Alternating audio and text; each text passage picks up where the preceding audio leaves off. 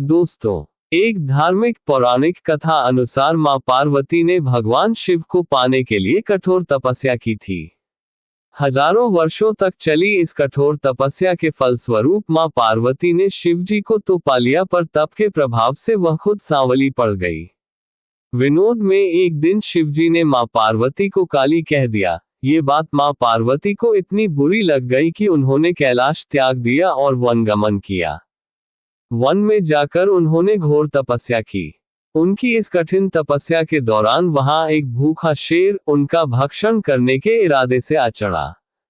लेकिन तपस्या में ली मां पार्वती को देखकर वह शेर चमत्कारिक रूप से वहीं रुक गया और मां पार्वती के सामने बैठ गया और उन्हें निहारता रहा। मां पार्वती ने तो हठ ले ली थी कि जब तक वह गौरी रूपवंत नहीं हो जाएंगी तब तक तप करती ही रहेंगी। शेर भी भूखा प्यासा उनके सामने बरसों तक बैठा रहा। अंत में शिवजी प्रकट हुए और मां पार्वती को गौरी होने का वरदान देकर अंतर्ध्यान हो गए। इस प्रसंग के बाद पार्वती मां गंगा स्नान करने गईं, तब उनके अंदर से एक और देवी प्रकट हुई और मां पार्वती गौरी बन गईं और उनका नाम इसीलिए गौरी पड़ा। और दूसरी देवी जिनका स्वरूप श्याम था उन्हें कौशिकी नाम से जाना गया।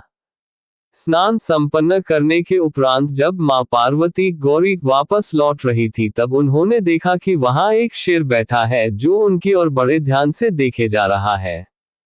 शेर एक मांसाहारी पशु होने के बावजूद उसने मां पर हमला नहीं किया था। ये बात मां पार्वती को आश्चर्यजनक लगी। फिर उन्हें अपनी दिव्य शक्ति से यह भास हुआ कि वह शेर तो तपस्या के दौरान भी उनके साथ वहीं पर बैठा था। और तब मां पार्वती ने उस शेर को आशीष देकर अपना वाहन बना लिया।